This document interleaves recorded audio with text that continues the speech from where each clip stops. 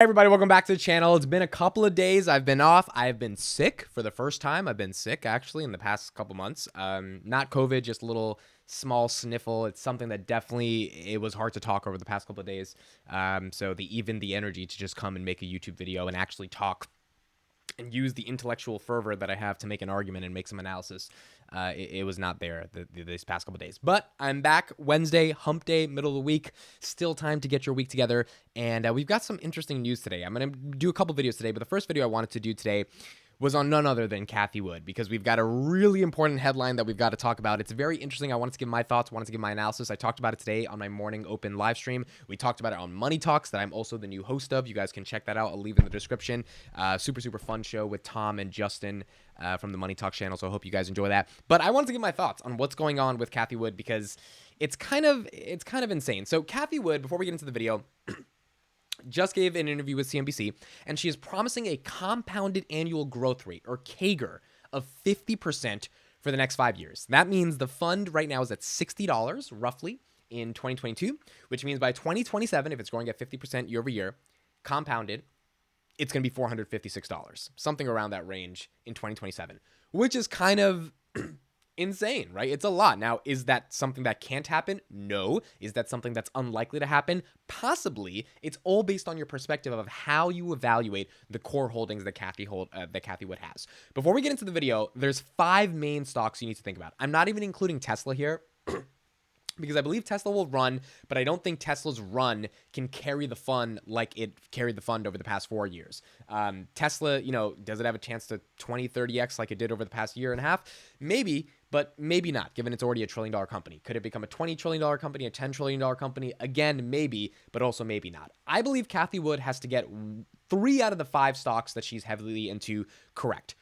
Teladoc, Roku, Zoom, Block, and Coinbase. She has to get at least 3 out of those 5 correct, or one of them has to go like Tesla level insanity for her to justify that 50% compounded year-over-year growth. Now, is that possible? Maybe, but when you really look at those companies, personally, it's harder for me to believe that those 5 companies are going to be the most innovative companies in the world, even more innovative than something like Amazon or Google. But let's look at Cathie Wood's thoughts, and let's kind of get her perspective on how she was analyzing this situation in general. So here we have the CNBC interview. Let's go to it here, and let's play it up. And runs some of the most popular, if not controversial, funds in the world right now.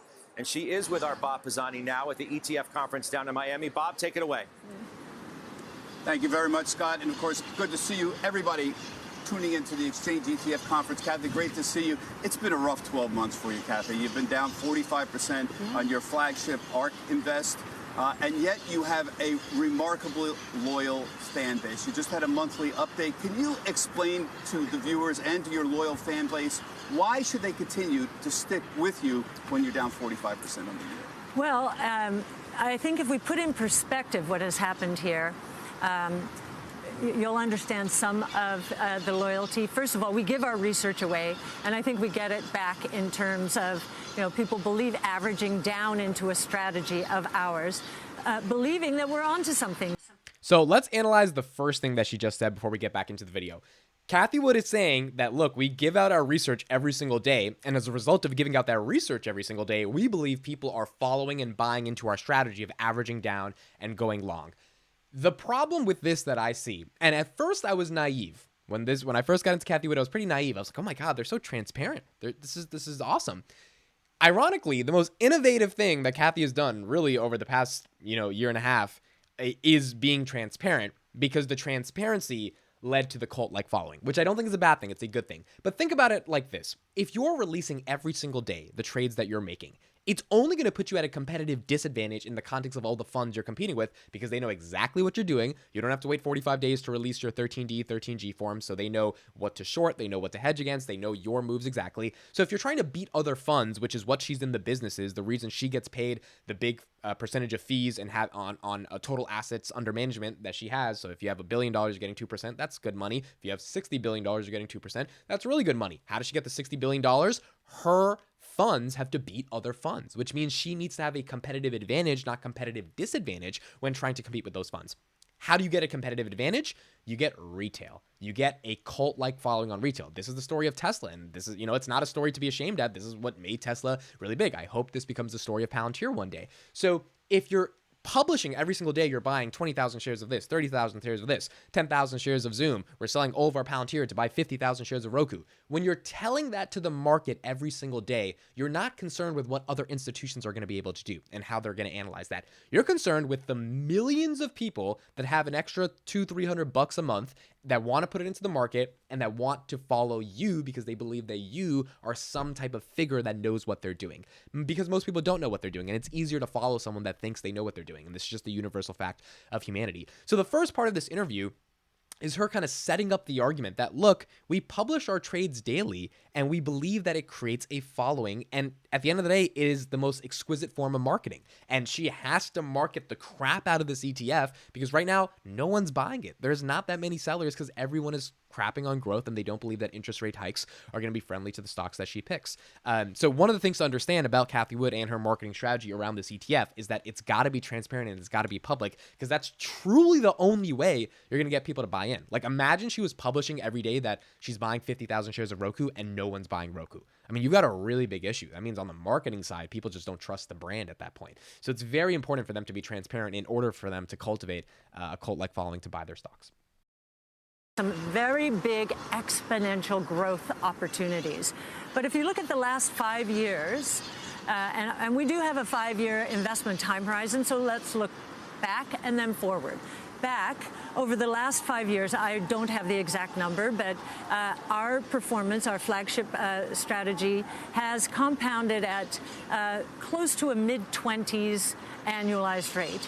And if you look at active management generally out there, I think that only 25% of all active managers in the last 10 years have outperformed. And of the large cap managers, I think it's 11%.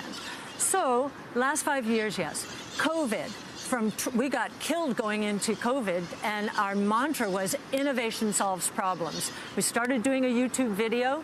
From the trough in COVID to the peak, we were up 360%. And at the end, I was saying, keep some powder dry. Now, down this much, we're saying if you believed that at the peak, when we expected our total return for the next 5 years to be 15% at a compound annual rate, if you believe that then, what has happened since? Prices have come down, but our models actually, our earnings return expectations have actually gone up. All right, this was the meat of the interview that I wanted to analyze. This is the stuff we've got to talk about right here. So what is she saying? She believed at the peak when Arkk was like 130, 140, 150, they were projecting, okay, we've already grown so much, but for the next 5 years, we're still going to grow 15% CAGR, compounded annual growth rate, which is a pretty decent return, 15%, especially given all the returns they had already got when it was at 130. So our argument's like, if you believed us, if you were buying at 130, 140, 150, which people were buying a lot of, and you believed into the narrative that we could give you 15% year over year in innovation, well, now that the stock prices, Arkk is at 60, and our thesis hasn't changed, our fundamentals haven't changed, the companies have only gotten stronger and better, then you should believe we're going to be able to give you 50% CAGR, right? Like that, and that's the, like, it's kind of so silly how simple the logic is, but from a marketing perspective, it makes a ton of sense, right? She's like, well, if you believed me when we were here, and I was going to give you 15 for the next 5 years, now we're here. And we're not just here, we're like all the way down there. Like valuations have been compressed to such a depressed state that if you believe in innovation, you believe in our thesis, you believe in our strategy of doubling down and concentrating on our highest conviction innovation assets, then they have no other room other than to go up, especially when supply chain is going to go down, inflation is going to go down. You know, investors are going to realize, where should we put our money? Oh, growth is the best place. You know, AI is deflationary, all this stuff that culminates into the Arkk thesis for innovation. If you believe in that and the prices are still this down, logically, she's correct. It makes sense to double down, and either you're going to be correct or you're going to be wrong. Either you're going to get this 50% because Zoom and Teladoc and Roku are going to be the most innovative companies in the world, according to your research, or you're going to be wrong about that and you're going to get a average return or not even as big of a return because they're not that innovative in the first place. We're going to see what happens. But logically, that's the argument she's making, that if you believe me here, you should definitely believe me now. And I am at liberty to give you a ridiculous number, quote unquote, 50% CAGR, because I was already giving you 15. Now the prices have just gotten lower, which means it makes sense for me to up that number from 15 to 50, given the depressed valuations that we see right now. Is that going to happen? I don't know. We're going to see, especially if you don't have Palantir. I don't know if that's going to happen. So over the next 5 years, we're expecting, consider the source, it's our research. Our research, I think, is the best in the business, but we're expecting a 50% compound annual rate of return. And yet earnings returns may not be the most important thing to you right now. It may be the path of interest rates. You were here a little while ago. You said raising interest rates might be a mistake. We had Bill Dudley, the former head of the New York Fed, last week said to get inflation under control, the Fed will need to push bond yields higher and stock prices down.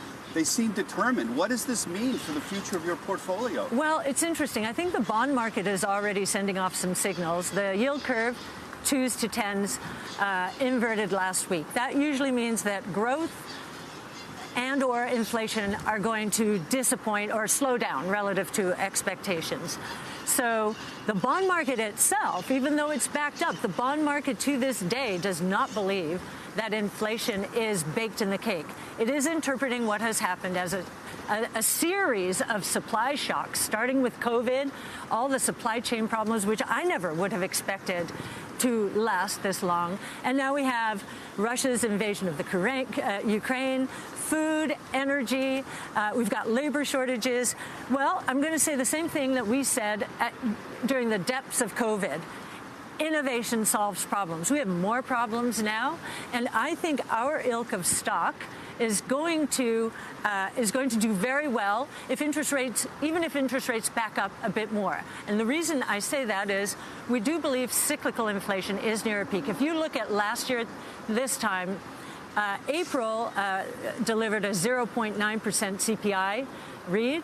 Okay, so that's our comparison. And now we're seeing used car prices fall. I think energy even is down month to month. So I think we're starting to see cyclical turn down. She says she's acknowledging all the crap that has happened, right? COVID, supply chain shortages, Russia, Ukraine, a lot of horrible stuff, energy, food prices, all this stuff, the bond yields inverting, which typically means that there's likely going to be a recession. Growth stocks are not going to be treated nicely. So she recognizes that the macro in terms of geopolitical, economic, and just pure macroeconomic trends like bond yields inverting and stuff, that is against growth. That is against innovation. That is against everything that she stands for, along with interest rate hikes. But she believes innovation is going to solve, right? And that's where she's either right or she's either wrong. She believes that, look, even if these problems exist, innovation is going to solve them. And my core take, and I would love to know your core take, please leave them in the comments below, is I don't think the company she has picked might be the most innovative. And this is coming from someone who does not have access to all of Arkk's research and all this. Like, I get it, right? So I'm not the most at liberty to say that. But when I think of a company like Zoom, I think it's phenomenal. I think it's great.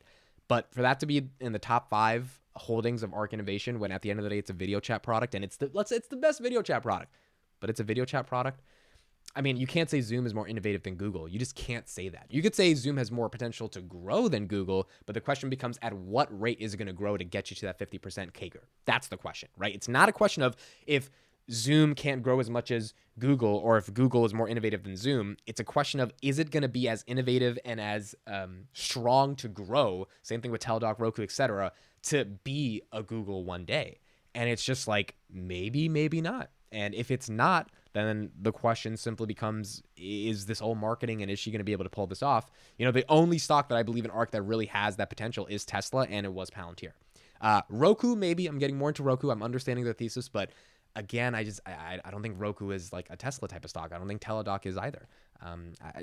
And maybe I'm wrong on this, right? It's just my opinion against their opinion, but we're going to see. We're going to see, especially when supply chains go down, as supply chains get better, inflation goes down, interest rate hikes aren't as hawkish, and the macro political and geopolitical trends start decreasing away, maybe growth starts to rebound at exponential levels. We're going to see if that happens.